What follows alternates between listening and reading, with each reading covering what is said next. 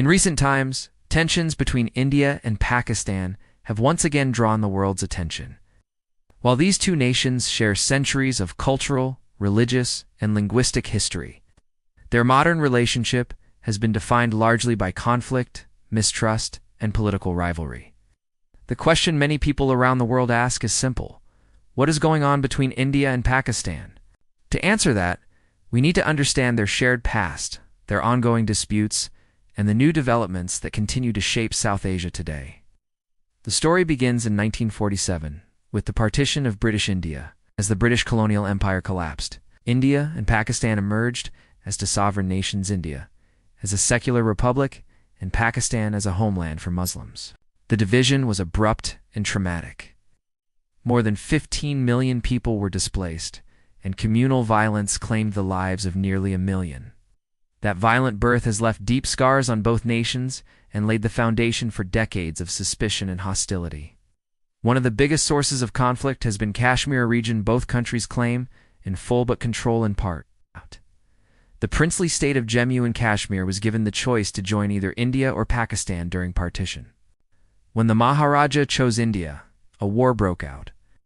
This was the First Indo-Pak War in 1947-48, and it resulted in the region being divided along what became known as the Line of Control. Since then, India and Pakistan have fought multiple wars in 1965, 1971, and the Kargil conflict in 1999, involving Kashmir in some capacity. The Kashmir issue has remained unresolved for more than 7 decades, with both countries deeply entrenched in their positions. But territorial disputes are not the only reason tensions persist. Another critical factor is ideology. India, though home to the world's second-largest Muslim population, is a secular country with a Hindu majority. Pakistan, on the other hand, was created to be a Muslim state. This ideological contrast has fueled nationalism on both sides.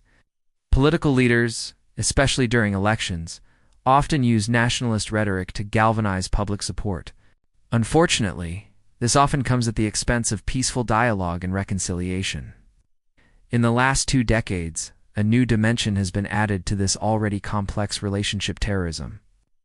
India accuses Pakistan of harboring and supporting terrorist groups that have attacked Indian soil. The 2001 Indian Parliament attack and the 2008 Mumbai attacks are 2 of the most devastating examples. Pakistan denies direct involvement, but the presence of groups like Lashkar-e-Taiba and Jaish-e-Mohammed on Pakistani soil has led to increasing international scrutiny. In response to these threats, India has shifted toward a more aggressive security doctrine. This was most evident in the 2016 surgical strikes across the Line of Control and the 2019 Balakot airstrikes, which followed the Pulwama terror attack that killed 40 Indian paramilitary personnel. These events pushed both nations dangerously close to open war, with fighter jets being shot down and captured, pilots returned under immense diplomatic pressure. Meanwhile, Pakistan sees India's growing ties with the United States, Israel, and its assertive stance in Kashmir as provocative. The abrogation of Article 370 in August 2019, which revoked the semi-autonomous status of Jammu and Kashmir, was seen by Pakistan as an aggressive move to consolidate Indian control over the region. India argued it was an internal matter aimed at better integrating the region. Pakistan countered with diplomatic offensives at the UN and through Islamic countries, but with limited success. On the other hand, India accuses Pakistan of failing to act against terror groups and says its narrative of victimhood is masking deeper domestic challenges. Pakistan has faced internal instability, economic crises, political turmoil, and growing extremist influence over the years. Its army continues to play a dominant role in foreign policy, especially concerning India. And critics argue that confrontation with India often serves to distract from domestic issues. However, it's not all negative. There have been moments of hope and cooperation. The opening of the Kartarpur corridor in 2019, allowing Indian Sikh pilgrims visa-free access to one of their religion's holiest sites in Pakistan, was a rare example of goodwill. Track 2: diplomacy, cultural exchanges, sports diplomacy, and people-to-people contacts have often shown that the common people of both nations share more similarities than differences. Films, music, and food continue to transcend borders. But despite such hopeful moments, the underlying problems remain unresolved. In 2024 and early 2025, there have been renewed concerns about another flashpoint brewing in the region.